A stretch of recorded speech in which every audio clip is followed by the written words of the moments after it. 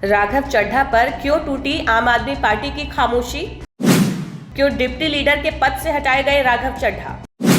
अंदरूनी सियासत या फिर आवाज दबाने की कोशिश? लंबे इंतजार के बाद पहली बार ऐसा हुआ है कि आम आदमी पार्टी ने अपने ही सांसद राघव चड्ढा के खिलाफ कोई कार्रवाई की है। पिछले कुछ दिनों से सोशल मीडिया पर खूब वायरल हो रहे राघव चड्ढा को आपने राज्यसभा में अपने डिप्टी लीडर के पद से हटा दिया है। अरविंद केजरीवाल की गिरफ्तारी के समय से ही पार्टी से जुड़े मुद्दों पर लगभग खामोश चल रहे राघव चड्ढा ने इस पर प्रतिक्रिया दी। उन्हें खामोश कराया गया, लेकिन वो हारे नहीं। कहा जा रहा है ये लगभग 2 साल से चल रही खामोशी के बाद का तूफान है, जो अब कई और मोड़ भी ले सकता है। एक समय पर केजरीवाल की आंखों के तारे, पंजाब के सुपर सीएम, आप में नंबर 2 जैसी उपमाएं पाने वाले राघव चड्ढा अब ना तो पार्टी की बैठकों में जाते हैं और ना ही कभी पार्टी का कोई जिक्र करते हैं। यहाँ तक कि आबकारी नीति में अरविंद केजरीवाल और मनीष सिसोदिया को राहत मिलने पर भी राघव चड्ढा ने कोई ट्वीट तक नहीं किया था।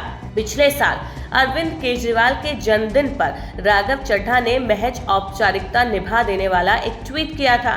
साल 2024 और साल 2025 में राघव चड्ढा ने केजरीवाल के जन्मदिन पर बधाई वाले जो ट्वीट किए थे, वो भी चर्चा का कारण बने थे। वहीं आपकी इस कार्रवाई पर अब राघव चड्ढा भी खुलकर सामने आ गए हैं। राघव ने कहा, मुझे जब जब संसद में बोलने का मौका मिलता है, मैं राज्यसभा में जनता के मुद्दे उठाता हूं।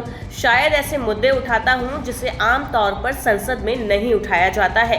क्या जनता के मुद्दे उठाना, पब्लिक इश्यू की बात करना अपराध है? मैंने कोई गुनाह कर दिया, कोई गलती कर दी? ये मुद्दे उठाने के बाद देश के आम आदमी का तो फायदा हुआ, लेकिन इससे आपका क्या नुकसान हुआ? भला कोई मुझे बोलने से क्यों रोकना चाहेगा? कोई मेरी आवाज क्यों बंद करना चाहेगा? आप लोग मुझे असीमित प्यार दीजिए, आप मेरा हौसला बढ़ाते हैं। ऐसे ही मैं आपके मुद्दे उठाता रहूंगा। मैं आपसे हूँ, आपके लिए हूँ।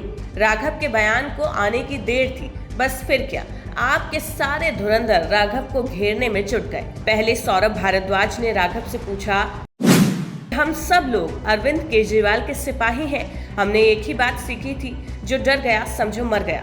हम सबको तो लोगों के मुद्दे उठाने थे। सरकार की आंख में आंख डालकर सभी विपक्षी दलों ने सीईसी के खिलाफ एक प्रस्ताव लाने की कोशिश की, जिस पर आपने हस्ताक्षर करने से मना कर दिया। जब भी कोई मुद्दा हो जिस पर विपक्ष वॉकआउट करता है, आप वॉकआउट नहीं करते। पिछले कई अरसे से मैंने देखा कि आपने कोई ऐसा मुद्दा सदन में नहीं उठाया जिसमें आपने सरकार से सवाल किए हों।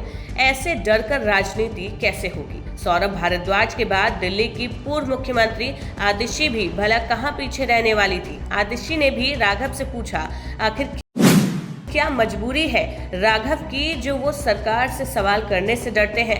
आज हमारे लोकतंत्र और संविधान पर खतरा है। हमारी आंखों के सामने चुनाव आयोग का दुरुपयोग करके पश्चिम बंगाल का चुनाव चुराया जा रहा है, लेकिन आप उस पर सवाल नहीं उठाते। आप उस पर बोलने से डर रहे हैं। बहरहाल अरविंद केजरीवाल पहले भी यही काम योगेंद्र यादव, कुमार विश्वास और स्वाति मालीवाल जैसे नेताओं के मामले में कर चुके हैं। एक बार जो नेता उनकी नजर से गया तो उससे ना तो उन्होंने बात की और ना ही उसे मनाने की कोशिश की। अब देखना होगा कि राघव चड्ढा तुरंत कोई कदम उठाते हैं या फिर 2028 तक का इंतजार करते हैं, जब उनका राज्यसभा का कार्यकाल खत्म होगा।